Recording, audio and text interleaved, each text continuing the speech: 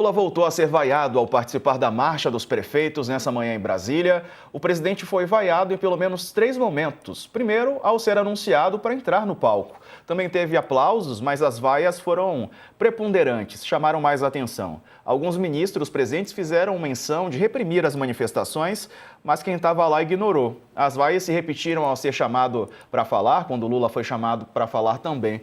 Vamos ver um desses momentos, veja aí.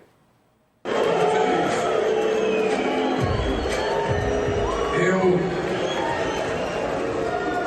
quero começar cumprimentando. Bom, Cocho, e essas vaias eram um evento com prefeitos, né? Então é claro que tem muito a presença de políticos ali, né? Da base e da oposição também. Nesse caso aí, Diego, eu acho que motivou isso, porque o ano passado aconteceu a mesma coisa, teve uma vaia parecida com essa na mesma marcha dos prefeitos do ano passado. Esse ano, o que está pegando, eu acho, é a demora em liberar as tais emendas secretas aí, essa briga com o Supremo, com o Flávio Dino e tal, isso acaba sobrando para o Lula também, né? Os prefeitos alegam que estão com um rombo muito grande nas contas, coisa de 540 milhões, e estão pedindo renegociação da dívida, né? Além da diferença política, ideológica e eleição, o que acho que fez acontecer essa vaia foi a questão de dinheiro, que é o que está acontecendo no Brasil em todo lugar, né? Não tem dinheiro para tudo, o dinheiro acabou e todo mundo está reclamando, né? E aí acaba o presidente pagando o pato também, né? Carla, e aí? Então, é o que o coach falou, o presidente vai nesses espaços e ele pode pagar o pato também, né? A Brasília fica diferente quando chegam os prefeitos aqui, viu, Diego? É uma romaria em ministérios, a cidade dá toda uma agitada nesse sentido. É um evento importante, mas é isso, é um evento político, tem prefeitos de todos os partidos e, enfim, não é a primeira vez. E o presidente Lula, ele está num momento em que ele tem vários desafios na mesa dele, né? A retomada da popularidade é um desses desafios, o escândalo do INSS com a ameaça de uma CPI é também um desses desafios. A gente fala que os prefeitos, quando marcham a Brasília, tem muito o que se diz o pires na mão, né? É aquela coisa, há muitos pedidos e muitas demandas represadas, que é um momento também de se aproveitar, digamos assim, para pressionar o governo. Então, é quase que um script que não sai muito fora do esperado, mas é ruim, evidentemente, para o presidente subir num palanque e ser vaiado não é bom no momento em que a mesa do presidente, como a gente falou aqui no sábado também, né, Diego, tá cheia de problemas para resolver, não tá fácil a vida do presidente Lula, não. E ninguém gosta de vaias e o presidente Lula com certeza também não. Imagino que por dentro deve ter passado ali sentimentos não tão positivos assim na cabeça do presidente Lula. E olha, acabou de chegar uma informação, o nosso site está destacando, a Larissa abriu aqui a reportagem e vai colocar aí na sua tela, porque a Procuradoria-Geral da República está agora pressionando, né, o governo Lula, cobrou medidas para ressarcimento dos valores que foram desviados do INSS. As imagens estão aí, a PGR cobrou do Ministério da Previdência e INSS um plano para identificar instituições financeiras que tiveram um crescimento exponencial na concessão de empréstimos. Esses empréstimos compulsórios nos últimos anos. O governo deve apresentar um plano em até 15 dias. Além disso, a PGR recomenda que o plano inclua medidas específicas para assegurar a reparação dos danos causados, com foco especial na proteção das pessoas mais vulneráveis, garantindo que os beneficiários do INSS não sejam penalizados por práticas abusivas e fraudes no sistema. As instituições que cometeram fraude devem passar por sanções como advertência e descredenciamento, segundo a Procuradoria-Geral da República. O pedido é do Procurador Federal dos Direitos do Cidadão, o Nicolau Dino, do Procurador Regional também, Fabiano de Moraes, e o Procurador da República do DF, Anselmo Henrique Cordeiro Lopes. Cocho, o governo sendo cobrado, portanto, a tomar medidas mais efetivas, tanto para punir quem fraudou, como para ressarcir os aposentados e pensionistas. A coisa mais urgente agora é devolver o dinheiro de quem foi roubado, né? Dos aposentados, pensionistas, dos velhinhos, né? Tanto na questão do crédito consignado, como nos descontos feitos sem autorização dessas entidades fantasmas todas que estão aí. Agora, eu queria só coisa para cá, Diego, do assunto anterior, que eu não entendi. Ela falou que Brasília está mudando o clima, né? Tá é uma festa, né? Quando tem a marcha dos prefeitos. Mas eu li uma coisa que eu não entendi.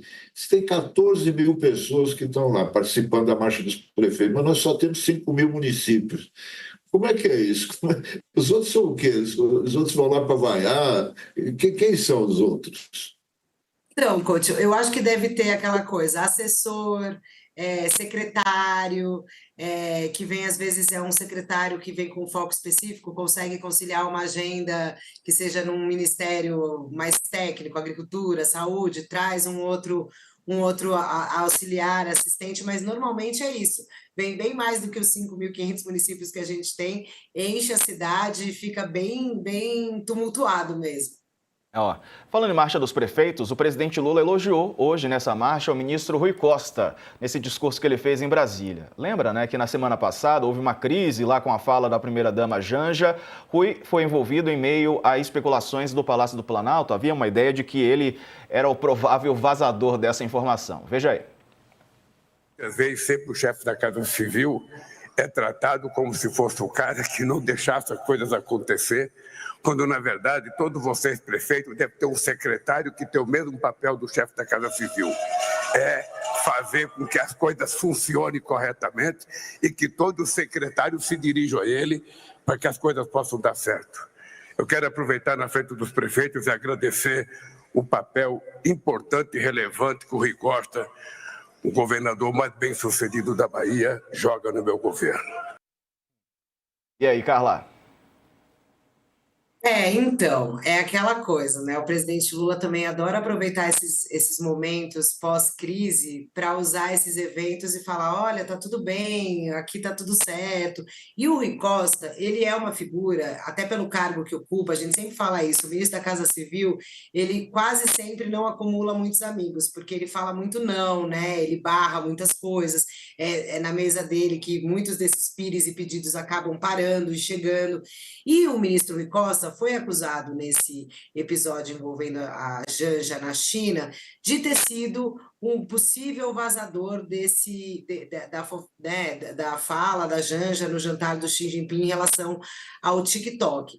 O que causou um mal-estar muito grande. E o Rui Costa chegou, a gente mostrou aqui numa reportagem do Lucas Borges Teixeiras no fim de semana, o Rui Costa ficou muito chateado em ser acusado de ter sido isso, reclamou ali de uma forma não espalhafatosa, mas para algumas pessoas bem próximas que ele se sentia que existia gente desleal dentro do governo, que estavam querendo queimar ele mais uma vez, ele ficou chateado. Então, não é a primeira vez que o presidente Lula, depois de uma crise envolvendo, digamos assim, Rui Costa e os seus colegas, vai a público elogiar ou defender o Rui Costa. Num dos outros casos, que teve um embate com o ministro Fernando Haddad lá atrás, acho que logo no início do governo, o presidente Lula fez também uma fala pública elogiando o Rui Costa, dizendo que ele era o primeiro-ministro, que ele era que o papel dele criava um pouco essas inimizades, e o Lula joga administrando esses seus ministros como um técnico ali, sabe que tem as diferenças. De fato, a gente sabe que não há uma extrema amizade, uma sintonia do Rui Costa com vários dos seus colegas. Porém, na fala de hoje, o presidente Lula reafirma que tem a sua confiança no seu ministro da Casa Civil e demonstra de que podem criticar e podem continuar criticando, que o Lula confia nele e não tem intenção nenhuma, até porque quando a Mônica Bergamo trouxe aí que seria o Rui Costa, o vazador, que estavam acusando ele ali, você conversa com os auxiliares mais diretos do presidente, a resposta é: o Rui Costa ele não vai mexer, entendeu? É como duas torres ali, Haddad e Rui Costa são dois ministros que pode falar a reforma ministerial que quiser, são pilares aí do governo do presidente Lula em áreas muito sensíveis e que dificilmente ele mexeria ainda mais por questões envolvendo toda essa boataria e esse desgaste aí envolvendo a primeira-dama. Enfim, um recado que reafirma a confiança do presidente Lula no seu primeiro-ministro, independente das críticas, né, que ele possa vir a receber nos bastidores, Diego. É isso aí. Depois do intervalo falaremos sobre a gripe aviária. Mais um caso suspeito agora no Pará. Daqui a pouquinho. Até já. No YouTube a gente segue ao vivo. Coach, você que conhece bem o presidente Lula, e aí essa fala dele sobre o Rui Costa? Não, isso aí ele faz sempre, né? Como a cara lembrou, ele já fez várias vezes nesse governo com o Fernando Haddad, né? Ele às vezes ele fica chateado com alguma coisa e tal, mas logo ele procura fazer as pazes, dar tapinha nas costas e tal. A gente brigava mais próximo, trabalhava com ele, mas é o jeitão do Lula. E realmente essa vaia hoje deve ter mexido com ele. Não que ele não esperasse, porque, como eu disse, já aconteceu ano passado. Mas ele está com tantos problemas em cima da mesa depois que ele voltou de viagem, que ele não sabe nem por onde começar, qual crise que ele vai tratar primeiro, porque vai empilhando uma em cima da outra, né? Eu acho que é um momento dificílimo que o Lula está enfrentando no governo, o momento mais difícil do Lula 3, e isso aí vai acabar acontecendo em outros lugares também. Ah, claro, né, que tem muitos prefeitos, né, que são bolsonaristas, mas tem também uma insatisfação latente das pessoas com a situação em geral. Então, um certo clima de mal-estar que é difícil a gente definir, explicar. Porque se você pegar os números da economia, a maior parte das coisas são números positivos, né? Mas existe na sociedade, em geral, eu acho que tem muito a ver com as redes sociais, com a campanha permanente que é feita nas redes sociais contra o governo. Então, o Lula tem que se preparar que isso pode acontecer outras vezes. Carla, temos um minutinho, mas são vários problemas mesmo, né, empilhados na mesa do presidente Lula. Não, são vários, Diego. E tem uma coisa que é o que às vezes angustia ali o núcleo próximo, né? O ministro Sidônio de comunicação que veio com o intuito de melhorar a popularidade do presidente, olhando para as eleições também do ano que vem, que no meio de todas essas confusões, tem coisas que o governo não consegue fazer avançar, né? Por exemplo, o projeto do imposto de renda está na relatoria do Arthur Lira, mas aí viaja para lá, viaja para cá, cria a crise do INSS com uma ameaça de CPI, e a agenda vai apertando, e esse ano é o ano que a gente fala aqui em Brasília, é o ano que tem a janela para aprovar coisas, mas tem que ser antes de outubro, porque depois já começa um calendário eleitoral antecipado aqui. Então, o presidente tem para resolver aí a questão de tentar barrar uma CPI do INSS que paralisaria ainda mais os trabalhos do Congresso, que concentraria força nisso e tiraria muito do desgaste do capital político do governo para não ter um desgaste ainda maior, né? E aí tem que ver se consegue votar projetos que interessem para o país e que o presidente possa cumprir as promessas que está fazendo. Então, tá difícil mesmo a vida do presidente Lula, viu, Diego? Não tá fácil. Ó,